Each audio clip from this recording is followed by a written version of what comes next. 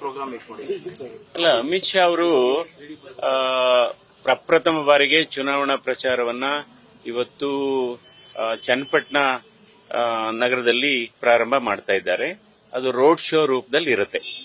ಯಾಕೆಂದ್ರೆ ಅವರು ಬೇರೆ ಬೇರೆ ಕಾರ್ಯಕ್ರಮ ಇದೆ ಬೆಂಗಳೂರಲ್ಲಿ. ಸೊ ಹೀಗಾಗಿ ಅಂದ್ರೆ ಅವರ ಬರುವಿಕೆ ಏನಾಗಿದೆ, ನಮ್ಮ ಈ ಪ್ರಚಾರಕ್ಕೆ ಒಂದು ಹೊಸ ಶಕ್ತಿಯನ್ನ ತುಂಬುತ್ತೆ ಅಂತ ನನ್ನ ಅಭಿಪ್ರಾಯ. ಸರ್, ಈಗ ನಾಮಪತ್ರಕ್ಕೆ ಯಾವ ರೀತಿ ಸಿದ್ಧತೆ ನಡೆಸಿದ್ದೀರಿ? ಯಾರ್ಯಾರು ಭಾಗಿಯಾಗ್ಬೋದು ಸರ್? ಹೇಗೆ? ಅಲ್ಲ, ಎಲ್ಲ ನಮ್ಮ ಎರಡೂ ಪಕ್ಷದ ನಾಯಕರುಗಳು ಭಾಗಿಯಾಗ್ತಾರೆ. ಜೆಡಿಎಸ್ ಪಕ್ಷದ ನಾಯಕರು, ಬಿಜೆಪಿ ಪಕ್ಷದ ನಾಯಕರು ಎಲ್ಲ ಭಾಗಿಯಾಗ್ತಾರೆ. ಸೊ ಈಗಾಗಲೇ ತಮಗೆ ಗೊತ್ತಿರೋ ಹಾಗೆ ಏಪ್ರಿಲ್ 4 ಗುರುವಾರ 11 ಗಂಟೆಗೆ ನಾವು ನಾಮಪತ್ರವನ್ನ ಸಲ್ಲಿಸ್ತೇವೆ ನಮ್ಮ ಜಿಲ್ಲಾಧಿಕಾರಿಗಳ ಕಚೇರಿಯಲ್ಲಿ. ಸೊ ಈಗ ಆಲ್ರೆಡಿ ಮನವಿ ಕೂಡ ಮಾಡಿದ್ದೇವೆ.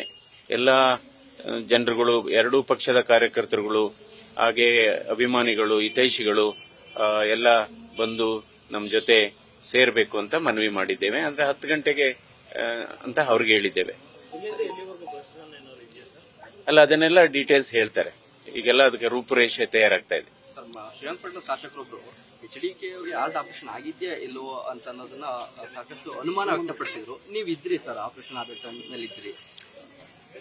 ಇವಾಗ ಏನಾಗಿದೆ, ಇದನ್ನೆಲ್ಲ ತಿಳ್ಕೋಬೇಕಾದ್ರೆ ಏನೇನು ನಮ್ಮ ವೈದ್ಯಕೀಯ ವ್ಯವಸ್ಥೆಯಲ್ಲಿ ಯಾವ್ಯಾವುದು ಆಧುನಿಕ ತಂತ್ರಜ್ಞಾನ ಇದೆ ಅಂತ ತಿಳ್ಕೋಬೇಕಾದ್ರೆ ಈಗ MBBS 6 ವರ್ಷ ಓದಬೇಕು, MD 3 ವರ್ಷ ಓದಬೇಕು. ಇನ್ DM ಕಾರ್ಡಿಯಾಲಜಿ ಅಂತ ಒಂದಿದೆ, ಸೂಪರ್ ಸ್ಪೆಷಾಲಿಟಿ ಡಿಗ್ರಿ, ಅದೆಲ್ಲ ನಾವು ಮಾಡಿದ್ದೇವೆ. ಸೊ 12-13 ವರ್ಷ ಓದಿದ್ರು ಕೂಡ ಎಷ್ಟೋ ಸರಿ ಅದ್ರ ಬಗ್ಗೆ ಬಹಳ ಕಷ್ಟ ಹೇಳೋದು. ಇದು ಒಂದು ಆಧುನಿಕ ತಂತ್ರಜ್ಞಾನ. ಕುಮಾರಸ್ವಾಮಿ ಅವರಿಗೆ 2 ಬಾರಿ 2007ನೇ ಇಸ್ವಿನಲ್ಲಿ ಆವಾಗ ತೆರೆದ ಹೃದ್ರೋಗ ಶಸ್ತ್ರಚಿಕಿತ್ಸೆ ಮೂಲಕ ಒಂದು ಕವಾಟವನ್ನ ಜೋಡಿಸಲಾಗಿತ್ತು. ನಂತರ 2017ನೇ ಇಸ್ವಿನಲ್ಲಿ 2ನೇ ಬಾರಿಗೆ ತೆರೆದ ಹೃದಯ ಶಸ್ತ್ರಚಿಕಿತ್ಸೆ ಮೂಲಕ ಇದನ್ನ ಜೋಡಣೆ ಮಾಡಲಾಗಿತ್ತು. ಈಗ 3ನೇ ಬಾರಿ ಇದು ಆಧುನಿಕ ತಂತ್ರಜ್ಞಾನ ಇಲ್ದೇನೆ, ಎದೆ ಸೀಳ್ದೇನೆ, ಎದೆ ಓಪನ್ ಮಾಡ್ದೇನೆ, ಹೃದಯ ಓಪನ್ ಮಾಡ್ದೇನೆ, ಕಾಲಿನ ರಕ್ತನಾಳದ ಮೂಲಕ ಈ ಕವಾಟವನ್ನ ಬದಲಾಯಿಸಲಾಗಿದೆ. ಇದನ್ನ ನಾವು ಇಂಗ್ಲಿಷಲ್ಲಿ ಟಾವಿ ಅಂತೀವಿ. ಇದನ್ನ ಟಾವಿ ಅಂತಿದ್ದೀವಿ. ನಾವು ಕೂಡ ಈ ಪ್ರೊಸೀಜರ್ ಮಾಡಿದೀವಿ. ನಾನು ವೈಯಕ್ತಿಕವಾಗಿ ಮಾಡಿದೀವಿ ಈ ಪ್ರೊಸೀಜರ್.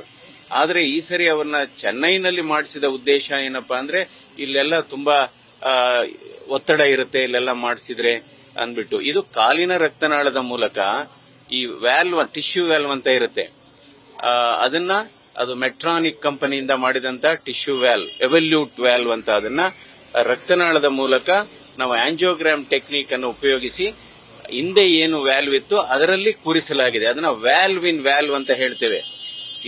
ಇದೆಲ್ಲ ಸಾಮಾನ್ಯ ವೈದ್ಯರಿಗೂ ಕೂಡ ಇದು ಗೊತ್ತಿರಲ್ಲ.